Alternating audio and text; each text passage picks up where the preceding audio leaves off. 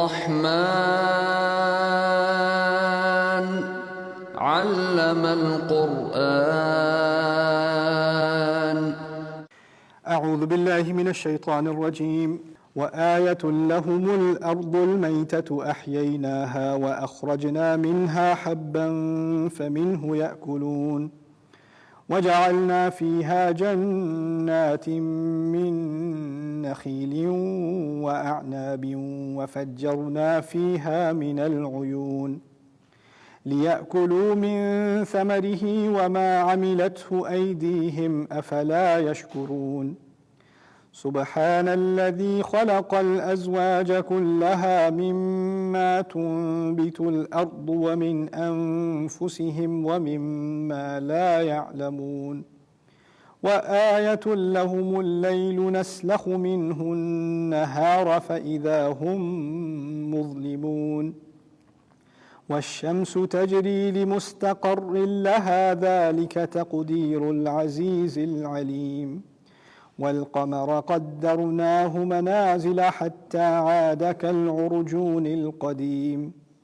لا الشمس ينبغي لها أن تدرك القمر ولا الليل سابق النهار وكل في فلك يسبحون.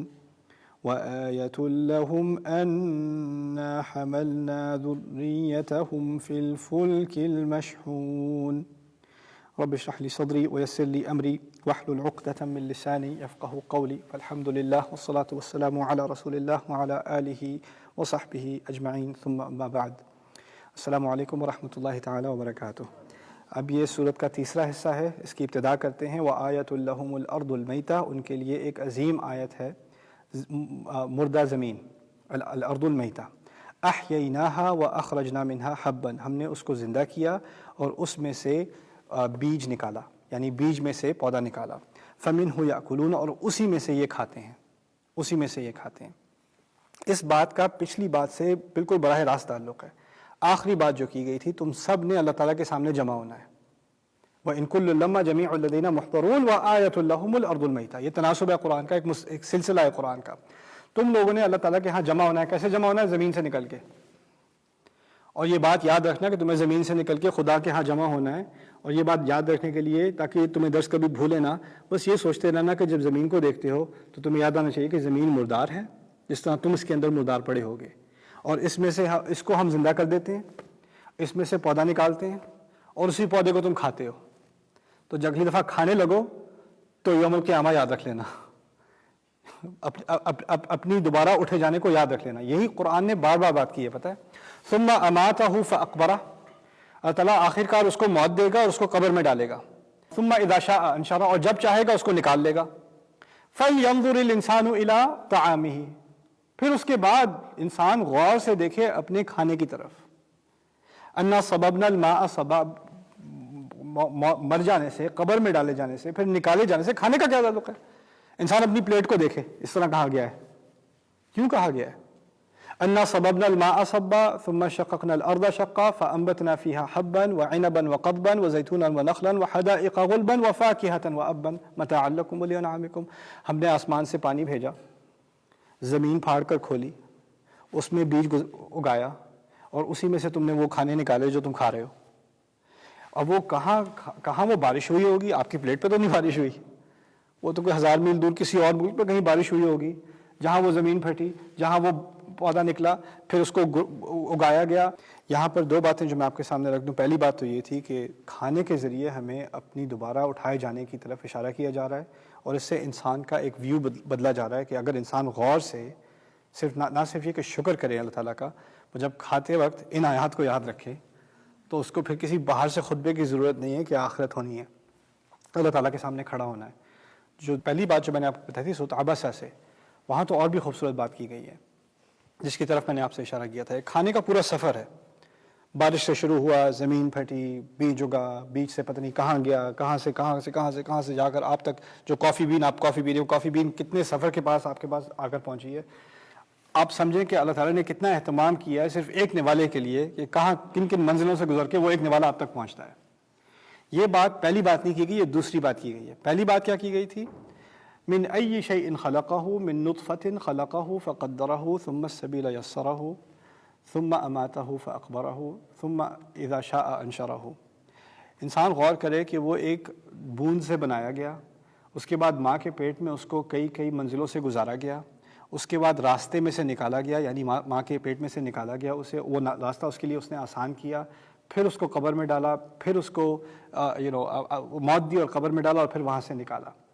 ایک کمپیریزن سا کیا گیا ہے کہ دیکھیے آپ جس طرح آپ ماں کے پیٹ میں تھے، کھانا زمین کے اندر تھا، وہاں سے نکلا جیسے آپ ماں کے پیٹ میں سے نکلے، اور یہ سفر جو کھانے کا چل رہا ہے یہ آپ کا بھی چل رہا تھا، اور آخر کار کیا ہوتا ہے، آپ اسی طرح جس طرح کھانا زمین میں جاتا ہے آپ نے زمین میں جانا ہے. اب آپ ایک کوکھ سے نکل کے، ایک ماں کے پیٹ سے نکل کے دوسری ماں کے پیٹ میں جانے لگے ہو. وہ کیا ہے؟ وہ زمین ہے. تو یہ دونوں کا تقابل کر کے سورۃ عبسہ میں اس بات کی طرف اشارہ کیا گیا ہے کہ کھانے کی طرف بھی انسان کا نظریہ بدل جائے، وہ کھانے کو اس طرح دیکھ نہ سکے جس طرح پہلے دیکھتا تھا. یہی ہے اصل میں لہم قلوب لا یفقہون بہا اعین لا یبصرون بہا. ان کے دل ہیں جن سے وہ سمجھتے نہیں ہیں، اور جن کی آنکھیں ہیں جن سے وہ دیکھتے نہیں ہیں. اگر ان آنکھوں سے دیکھو تو ایمان تو ہر جگہ ہے. اصل میں اس کو امام راضی نے بہت خوبصورتی سے کہا ہے کہ دو طرح کی آیات ہیں تو اور زیادہ، لیکن دو کا انہوں نے تقابل کیا ہے. ایک طرف ہے آیات الکون، یعنی آپ کے ارد گرد جو اللہ تعالیٰ نے چیزیں بنائی ہیں ان کو بھی آیات کہا جاتا ہے، اور ایک ہے آیات اللہ تعالیٰ کا کلام، قرآن کی بھی آیات ہیں. ان آیات سے وہ آیات سمجھ میں آتی ہیں، اور ان آیات سے ان آیات کی دہرائی ہوتی ہے. یعنی ان کا ایک آپس میں ایک سکلکل قسم کا ریلیشن شپ ہے، ان کا تعلق ہے. وہ آیات آپ کو ان آیات کی طرف واپس لے آتی ہیں، اور یہ آیات پھر آپ کو دوبارہ اس طرف لے جاتی ہیں. This is the nature of the ayat. So anyway, so وَجَعَلْنَا فِيهَا جَنَّاتٍ مِّن نَخِيلٍ، ایسے جنات، ایسے باغ جس میں کھجور کے درخت ہوں، وَأَعْنَابٍ، اور پھر انگوروں کی بیلیں ہوں، وَفَجَّرْنَا مِنَ الْعُيُونِ، اور ان کے درمیان میں سے ہم نے کئی چشمے نکال دیے، اور چشمے پھوڑ دیے. ایکچولی فجرنا ان کو باہر نکالا. تو اب اس آیت میں جس بات کی طرف اشارہ ہے وہ بہت ضروری ہے سمجھنا. وہ یہ ہے کہ قرآن میں جب جنت کی بات کی جاتی ہے، یعنی وہ آخرت میں جو جنت کی بات کی جاتی ہے، کئی بار وہی الفاظ دنیا کے لیے بھی استعمال ہوتے ہیں. قرآن میں جس آخری جنت، اخروی جنت کا ذکر ہے، اس میں بھی انگوریں ہیں، اس میں بھی عیون ہیں، چشمے گزر رہے ہیں. اور یہاں دنیا کی بات کی جا رہی ہے، تمہارے پاس بھی جنتیں ہیں، تمہارے پاس بھی باغ ہیں، اس میں بھی وہی چیزیں ہیں جن کا آخری والی جنت میں ذکر ہے. اس کی کیا اہمیت ہے؟ کہنے کا مقصد یہ ہے کہ اللہ تعالیٰ نے یہ دنیا اس دنیا کے لیے ایک پریویو بنائی ہے. اگر ہمیں ان چیزوں کا احساس نہ ہوتا، اگر آپ کو کوئی تجربہ نہ ہوتا کہ باغ کیا شے ہے، چشمہ کس بلا کا نام ہے، کھجور کا درخت کیا ہوتا ہے، انگور کیا چیز ہوتی ہے، تو اگر آپ کو جنت کے بارے میں بتایا جائے کہ جنت میں یہ ملے گا، یہ ملے گا، یہ ملے گا، تو آپ کہیں مجھے کیا پتہ یہ کیا چیزیں ہیں. جب تک آپ کو ان چیزوں کا کوئی ذوق نہ ہو، کوئی شوق نہ ہو، تب تک جنت کی موٹیویشن کہاں سے آئے گی؟ تو کہنے کا مقصد یہ ہے کہ اللہ تعالیٰ نے اس دنیا کو جنت ہی کے نقشے پر بنایا ہے. جنت سے کہیں اعلیٰ ہے. ما لا عین رأت ولا اذن سمعت وما خطر على قلب بشر، رسول کے اپنے الفاظ ہیں علیہ الصلوۃ والسلام، جو نہ کبھی کسی آنکھ نے دیکھا، نہ ایسی آوازیں جو نہ کبھی کسی کان نے سنی، اور ایسا منظر جو کبھی کسی دل میں نہ اترا ہو. تو ٹھیک ہے، جنت کی جو چشمے ہیں وہ ہمارے چشموں سے کہیں اعلیٰ ہیں، ہم تصور بھی نہیں کر سکتے، لیکن کچھ پریویو تو ہونا چاہیے نا، کچھ تھوڑا بہت اندازہ تو ہونا چاہیے.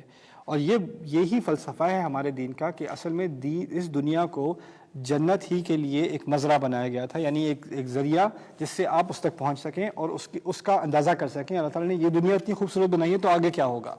کہنے کا مقصد یہ ہے، یہ نظریہ ہم گناہ گار ہونے کی وجہ سے اس دنیا میں بھیجے گئے ہیں. کچھ لوگوں کے ذہن میں یہ غلط نظریہ اسلام کے بارے میں بھی ہے کہ آدم علیہ السلام نے غلطی کی، اس کی سزا میں تمام انسانیت یہاں بھیج دی گئی. ایسی بات نہیں ہے. اصل میں قرآن نے تو واضح طور پر کہہ دیا کہ آدم علیہ السلام اپنی غلطی سے کہیں پہلے یہ فیصلہ کیا جا چکا تھا، یہاں تک کہ فرشتوں کو بھی بتایا جا چکا تھا انی جاعل فی الارض خلیفہ، اس خلیفے کو تو میں زمین پہ ہی بھیجنا ہے، اس زمین کے لیے ہی بنایا ہے. اور پھر بعد میں سورۃ الاعراف میں اسی قصے کے ضمن میں کہا وجعلنا لکم فیہا معایش، تمہیں زمین پہ ڈالا یعنی آدم علیہ السلام کے دور سے، اور تمہارے لیے یہاں عیش سے رہنے کے کئی ذریعے بنائے، اچھے رہنے کے ذریعے بنائے. دنیا میں ہمیں سزا کے طور پر نہیں بھیجا گیا، اس درخت کے کھانے کی وجہ سے نہیں بھیجا گیا، یہ وہ امتحان ہے، وہ اور چیز ہے. لیکن اس کو سزا سمجھنا سراسر غلط ہے. بارک اللہ لی ولکم فی القرآن الحکیم ونفعنی وإیاکم بالآیات والذکر الحکیم. الرحمن علم القرآن الرحمن علم القرآن. الحمدللہ والصلاة والسلام علی رسول اللہ وعلی آلہ وصحبہ اجمعین. لیأکلوا من ثمرہ وما عملتہ ایدیہم افلا یشکرون. لیأکلوا من ثمرہ 35ویں آیت ہے. پہلے ذکر کیا تھا کہ کس قسم کے باغ بنائے اور کون کون سے پھل نکالے وہاں سے. اب کہا تاکہ، لام کے معنی دو نکلتے ہیں، تاکہ یہ لوگ اس کے پھلوں میں سے کھائیں. من ثمرہ. اب یہ ہا کا جو ضمیر ہے، جو پروناؤن ہے، وہ کس کی طرف جاتی ہے واپس؟ اس کا ایک احتمال تو یہ ہے کہ یہ اللہ تعالیٰ کی طرف ہی جاتی ہے تاکہ تم اللہ تعالیٰ کے دیے ہوئے پھلوں میں سے کھاؤ. کیونکہ اگر اس کا احتمال ہوتا نا کہ درخت کے پھلوں میں سے کھاؤ، نخیل یا اعناب، وہ تو اصل میں مؤنث ہے، من ثمرہا. اور زمین کی طرف ہوتا تو وہ بھی مؤنث ہے، تو عربی ہوتی من ثمرہا. یہاں ہے من ثمرہ ہی. لیأکلوا من ثمرہ، اس سے مراد ایک یہ ہو سکتی ہے، اور اس کا احتمال ہے کہ یہ اللہ تعالیٰ کہہ رہا ہے میرے دیے ہوئے پھلوں میں سے کھاؤ، تاکہ وہ میرے دیے پھلوں میں سے کھائیں. اور یہ ایک طرح سے موٹیویشن اللہ تعالیٰ نے دی کہ وہ چاہتا تھا کہ ہم اچھے کھانے کھائیں، اس کے ذریعے ہم شکر گزار بنیں. اصل میں ان چیزوں کو زمین میں خوبصورت اس لیے بنایا گیا ہے کہ اس کے ذریعے وَمَا عَمِلَتْهُ أَيْدِيهِمْ أَفَلَا يَشْكُرُونَ، انہوں نے اپنے ہاتھ سے یہ چیزیں تھوڑی بنائی ہیں، شکر کیوں نہیں کرتے؟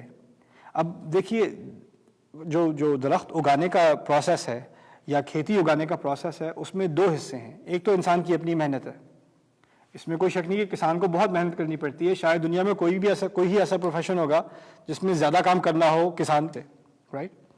لیکن آپ جتنی بھی محنت کر لیں، بیج نے اگنا نہیں ہے جب تک اللہ تعالیٰ نہ اگا لے. آپ کا کام ہے بیج ڈالنا، پانی ڈالنا اور پھر دعا کرنا. باقی جو ہونا ہے وہ اللہ تعالیٰ نے کرنا ہے. آپ درخت کا خیال تو رکھ سکتے ہیں، لیکن اس پھل میں مٹھاس آپ نہیں ڈال سکتے، وہ اللہ تعالیٰ کی طرف سے ہی آئے گی.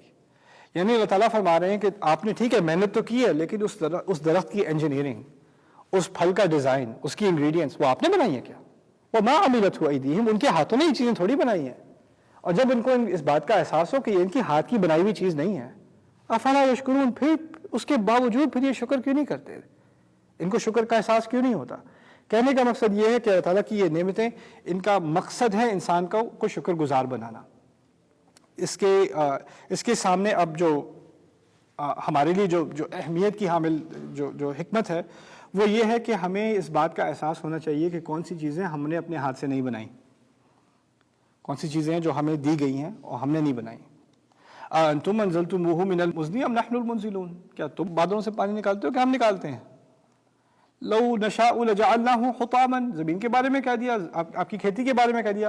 ہم چاہتے تو اس کو بالکل سوکھا بنا دیتے، ایسی گھاس بنا دیتے جس پہ چلو تو وہ بالکل ریزہ ریزہ ہو جائے. وہ تو ہماری ذمہ تھا یہ کرنا، ہم چاہتے تو ایسا کر دیتے. پھر کہا انتم انشأتم شجرتها ام نحن المنشئون، آگ کے بارے میں کہا کیا تم بناتے ہو آگ؟ جب تم لکڑی کو آپس میں رگڑتے ہو اور آگ نکلتی ہے، کیا تم نے نکالی ہے وہ آگ؟ افرأیتم النار التی تورون، تم نے اس آگ کو دیکھا جو تم جلاتے ہو؟ تم جلانے والے ہو کہ میں؟ اللہ چاہتا تم جتنا بھی رگڑتے رہو کوئی آگ نہیں نکلنی تھی. یہ تو ہم سمجھتے ہیں کہ ہم نے کیا ہے، ہم نے صرف کوشش کی ہے، پھر جو رزلٹ آیا وہ اللہ تعالیٰ کی طرف سے آیا. اور یہی ہمارے دین کا اصل فلسفہ ہے. دو چیزیں ہیں، ایک کوشش، دوسرا نتیجہ. نتیجہ ہمیشہ کس کے ہاتھ میں ہے؟ اللہ تعالیٰ کے. کوشش ہمیشہ کس کی ذمہ داری ہے؟ ہماری. اب ہوتا یہ ہے کہ دو ایکسٹریم بن جاتے ہیں. ایک ایکسٹریم ہوتا ہے اللہ تعالیٰ کے ہی ہاتھ میں ہے، جی ہم کیا کر سکتے ہیں، بیٹھے رہو آرام سے، کوئی کوشش کی ضرورت نہیں ہے، اللہ تعالیٰ جب کرے گا تو ہو جائے گا. کوئی جاب ڈھونڈ نہیں رہا، نہ اپنا ریزیومے بنایا، نہ کہیں اپلائی کیا، جاب کی نہیں، بس اللہ تعالیٰ نے اس کا بھی فیصلہ نہیں کیا میں کیا کر سکتا ہوں. بیوقوف انسان، ریزیومے بناؤ، کوشش کرو، وہ تمہارے ذمہ ہے. دوسری طرف کیا ہوتا ہے، انسان سمجھتا ہے کہ میری کوشش کی وجہ سے ہی ساری کامیابی ہوئی ہے، میں نے تعلیم حاصل کی ہے، میں نے اچھا انٹرویو دیا ہے، میں نے اچھی جاب حاصل کی ہے، میرا تجربہ ہے، میری انویسٹمنٹ کی وجہ سے بزنس آگے بڑھا ہے، میری کوششوں سے ہی نتیجہ نکلتا ہے.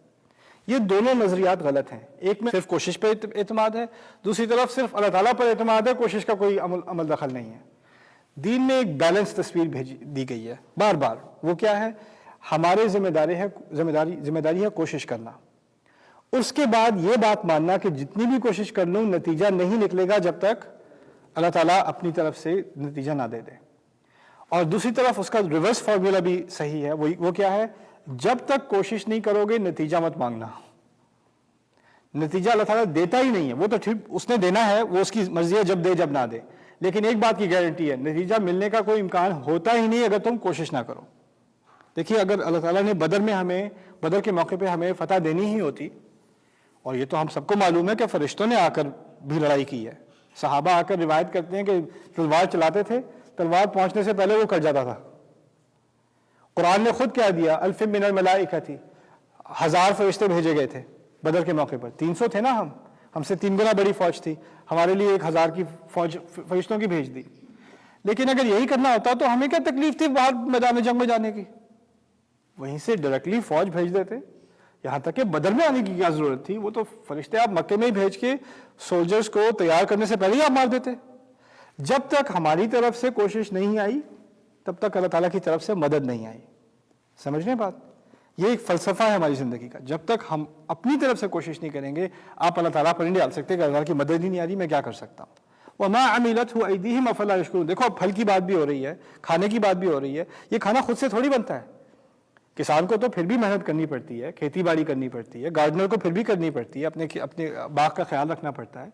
اس کے بعد پھر اللہ تعالیٰ کی طرف سے یہ پھل آتے ہیں, اور وہ اس بات کا اعتراف کرتا ہے میں نے جتنی بھی کوشش کی تھی وہ تو اپنی جگہ ہے, لیکن نتیجہ ہمیشہ اللہ تعالیٰ کی طرف سے, میرے ہاتھ کا کیا ہوا نہیں ہے یہ. وَمَا عَمِلَتْهُ أَيْدِيهِمْ أَفَلَا يَشْكُرُونَ. سُبْحَانَ الَّذِي خَلَقَ الْأَزْوَاجَ كُلَّهَا مِمَّا تُنبِتُ الْأَرْضُ وَمِنْ أَنفُسِهِمْ وَمِمَّا لَا يَعْلَمُونَ. سبحان کا مطلب ہے ایسی ہستی جو ہر عیب سے بالکل پاک ہو. اس کا اصل معنی نکلتا ہے سباحہ سے. سباحہ عربی میں کہتے ہیں تیرنے کو یا فلوٹ کرنے کو. جو چیز پانی پہ تیر رہی ہوتی ہے نا وہ تہہ سے نیچے نہیں جاتی, اوپر ہی رہتی ہے. کہنے کا مقصد یہ ہے کہ جو باتیں ہم اللہ تعالیٰ کے بارے میں کہتے ہیں وہ ایک لیول پر کہتے ہیں, اس سے نیچے ہم اس کو نہیں لا سکتے. ہم اس کے بارے میں ایسی بات نہیں کر سکتے جو ہم کسی مخلوق کے بارے میں کرتے ہیں, لوگوں کے بارے میں کرتے ہیں. اللہ تعالیٰ کے لیے اعلیٰ بات کرنے کی ضرورت ہوتی ہے. اس کو سبحان کہا جاتا ہے. سبحان الذی خلق الازواج کلھا. کتنی کمال کی ذات ہے وہ جس نے تمام چیزیں دو جوڑیوں میں بنائی, ہر چیز کو جوڑی میں بنایا. خوبصورت اشارہ یہ ہے کہ اللہ تعالیٰ کا کمال ایسا ہے کہ اس کو جوڑی کی ضرورت نہیں ہے, اس کی بنائی ہوئی چیزوں کو جوڑی کی ضرورت ہے. ہماری خلقت میں جوڑی ہے, مرد ہے عورت ہے, دن ہے رات ہے, اندھیرا ہے اجالا ہے, پانی ہے اور کھانا ہے. دو چیزیں چاہیے ہر چیز کے لیے, دو. ہاتھ بھی دیے دو دیے, آنکھیں بھی دی دو دی.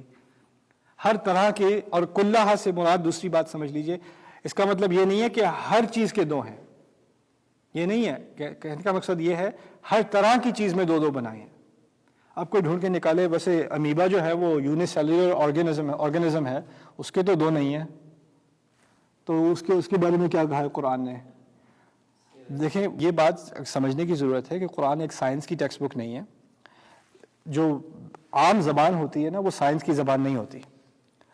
قرآن عام لوگوں کی زبان میں نازل ہوا ہے. لعلکم تعقلون, ہم نے ایسی عربی میں بات کی ہے تاکہ تم سمجھ سکو, تمہاری سمجھ کی بات. اب دیکھیے میں آپ کو اس کی مثال دیتا ہوں کہ قرآن میں جیسے ان سائنٹیفک بات کی جاتی ہے جو پھر بھی بالکل کمپلیٹلی میکس کمپلیٹ سینس, اس میں کوئی نقص کوئی یاد نہیں ہے. اور پہلے میں آپ کو اپنی مثال دیتا ہوں. اگر آپ کسی سے کہتے ہیں تم نے میرا دل توڑ دیا, سائنٹیفکلی آپ نے کسی کا دل توڑا ہے؟ اگر توڑا ہوتا تو آپ جیل میں ہوتے ابھی. سمجھ رہے ہیں؟ ہم ایسے الفاظ استعمال کرتے ہیں, یار وہ میری بات سن کے وہ آگ بگولا ہو گیا. اگر وہ آگ بگولا ہو گیا ہوتا تو ابھی جنازہ پڑھ رہے ہوتے ہیں. کہنے کی بات ہے کہ اس کو بہت غصہ آیا, لیکن ہم الفاظ ایسے استعمال کرتے ہیں جو ہمیں پتہ ہے سائنس کی زبان نہیں ہے.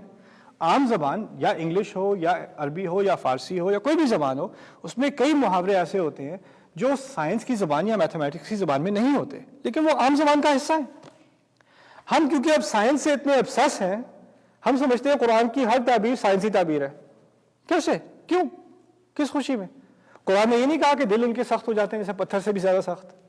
آپ نے کبھی کسی سے کہا یہ بہت پتھر دل انسان ہے, بہت سخت دل انسان ہے؟ سائنٹیفک بات تو آپ نہیں کر رہے. اس کی سرجری کریں گے تو وہ بھی اندر سے تو وہ دبانے والا نکلے, پتھر وہ نہیں نکلے گا اندر سے, رائٹ؟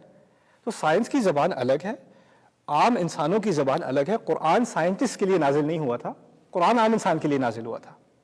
جب کہا ہے کہ ذوالقرنین ایسے مقام پر پہنچے جہاں پر گدلا ہوا پانی تھا اور اس میں سورج ڈوب رہا تھا.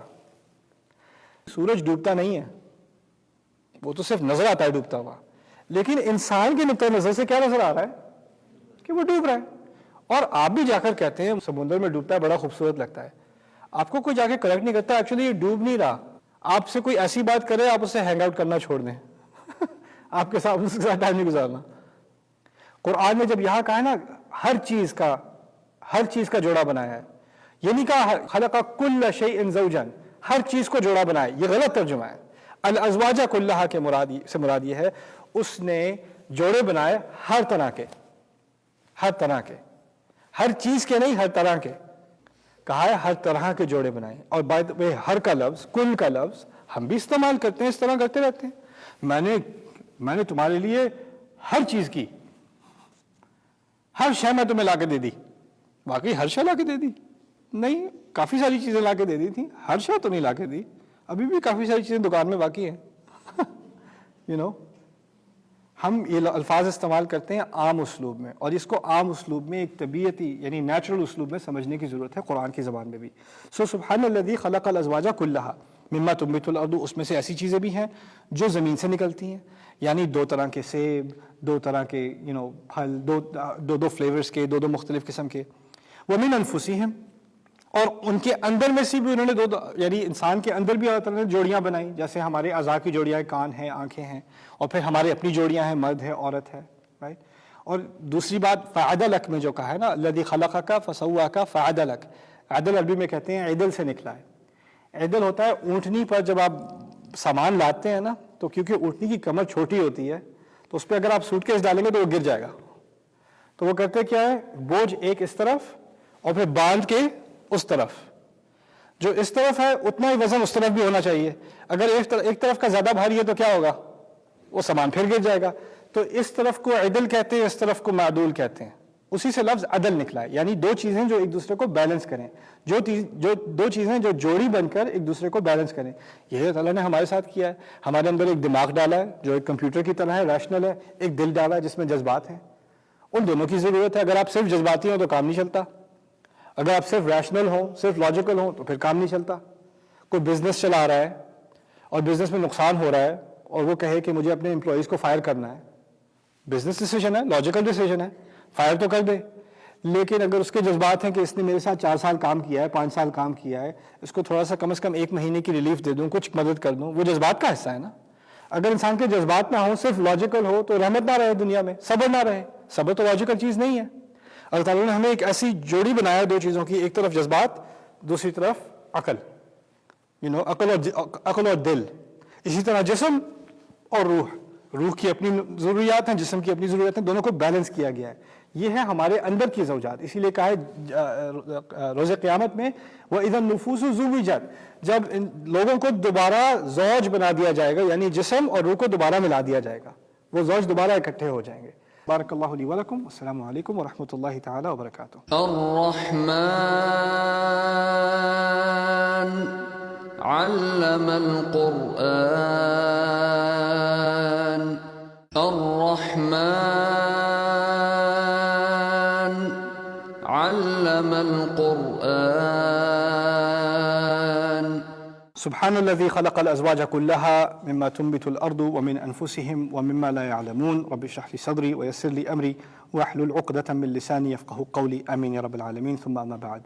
جب جوڑیوں کی بات ہو رہی تھی تو اللہ تعالیٰ نے جب اس بات کی طرف اشارہ کیا ہے کہ ہر چیز کو جوڑی میں بنایا گیا ہے، اس میں ایک مزید اشارہ قرآن نے کئی جگہ کیا گیا ہے اس بات کی طرف کہ اگر تمہیں اس بات کا احساس ہے کہ ہر چیز کی جوڑی بنائی گئی ہے، جس طرح رات اور دن کی بنائی گئی ہے، مرد اور عورت کی بنائی گئی ہے، پہاڑ اور زمین کی بنائی گئی ہے، اسی طرح ایک جوڑی بنائی ہے اس دنیا کی اور اس سے اگلی دنیا کی.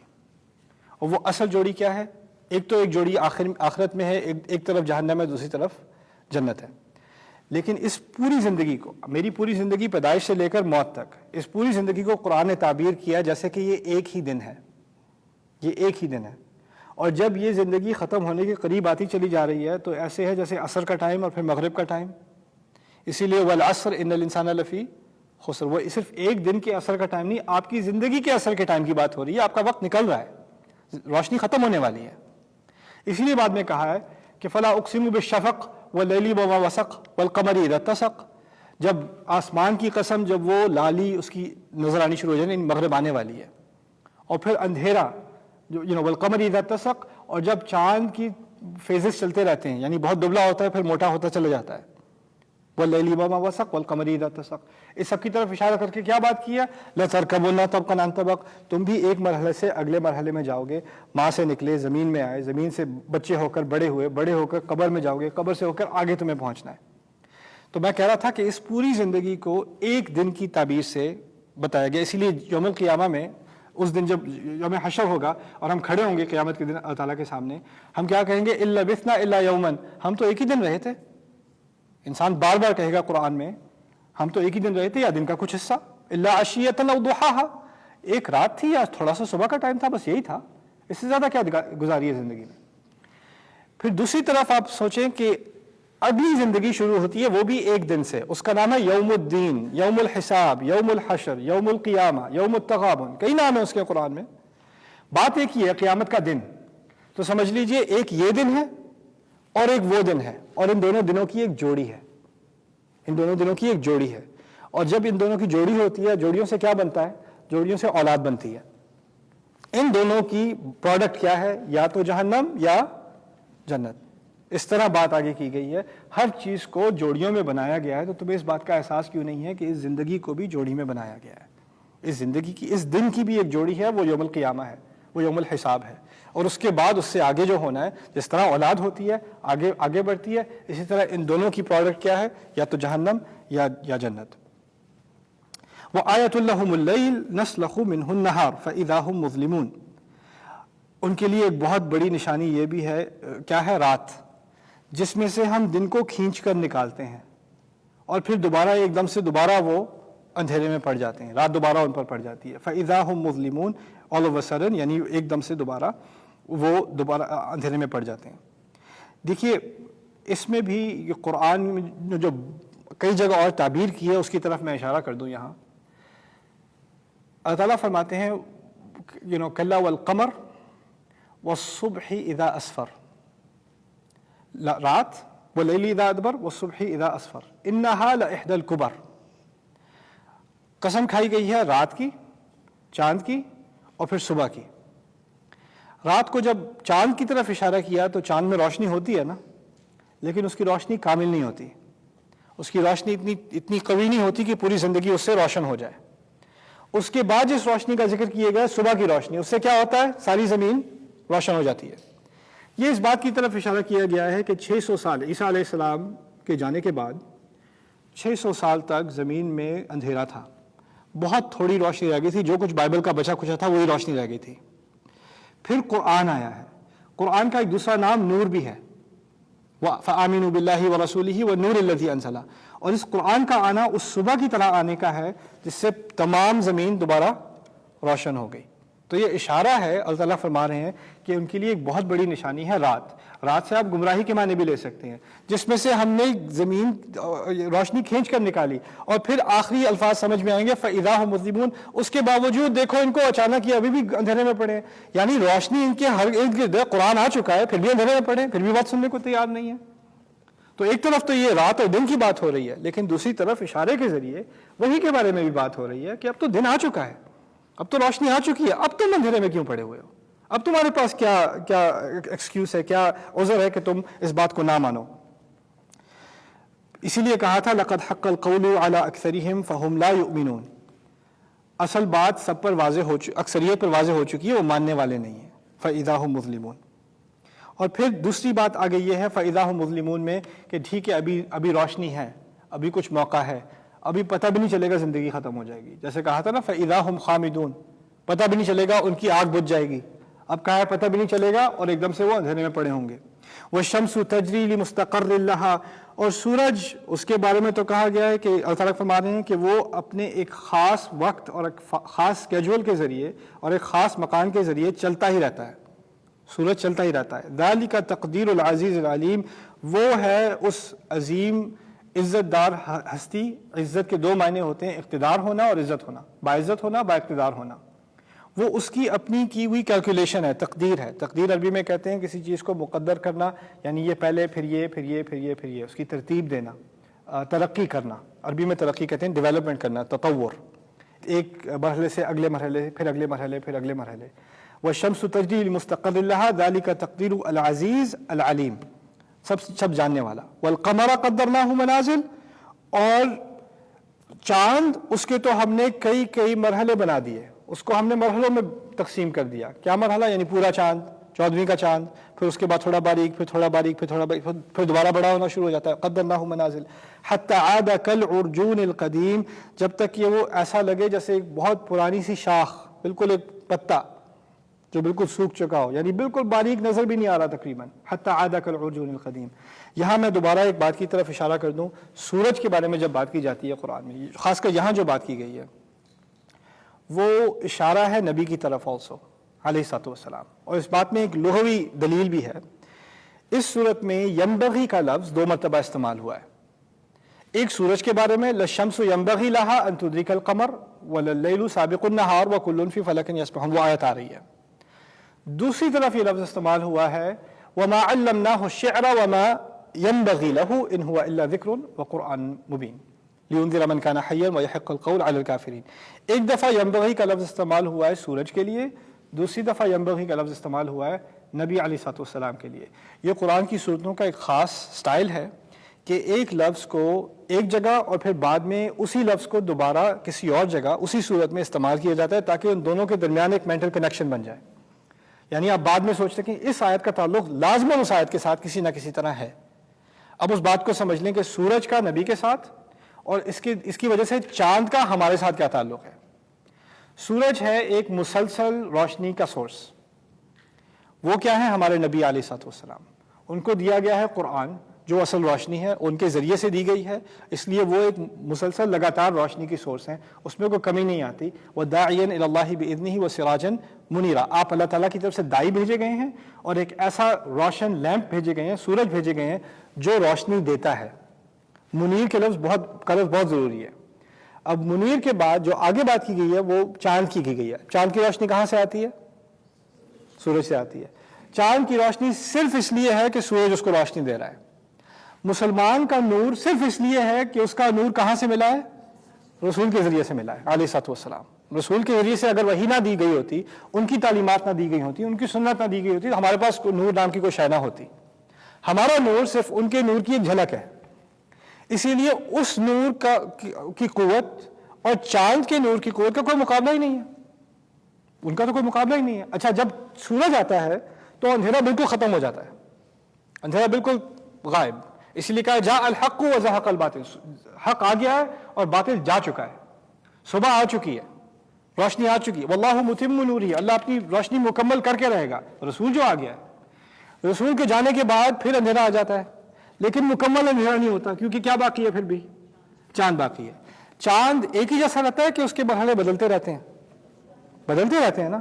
اسی طرح امت کے بھی فیزز ہوتے ہیں. کبھی ہماری امت بہت قوی ہوتی ہے، اس کا نور بہت برائٹ ہوتا ہے، اس کے ذریعے بھی خوبصورت دنیا جہاں کو وہ نور نظر آتا ہے، رات جتنی بھی اندھیری ہو پھر بھی چاند کی روشنی ہوتی ہے. لیکن کبھی کبھار ایسا ہوتا ہے کہ وہ چاند وہ بہت کمزور ہوتا چلا جاتا ہے، پھر دوبارہ قوت کی طرف آتا ہے، پھر کمزوری کی طرف جاتا ہے، پھر قوت کی طرف آتا ہے. لیکن جب تک چاند سورج سے فائدہ اٹھا رہا ہے غائب نہیں ہوگا، غائب نہیں ہونے والا. کیونکہ ہمیں پتہ ہے سورج کہیں نہیں جا رہا، اس کا مطلب ہے چاند اپنی جگہ پر صحیح ہے.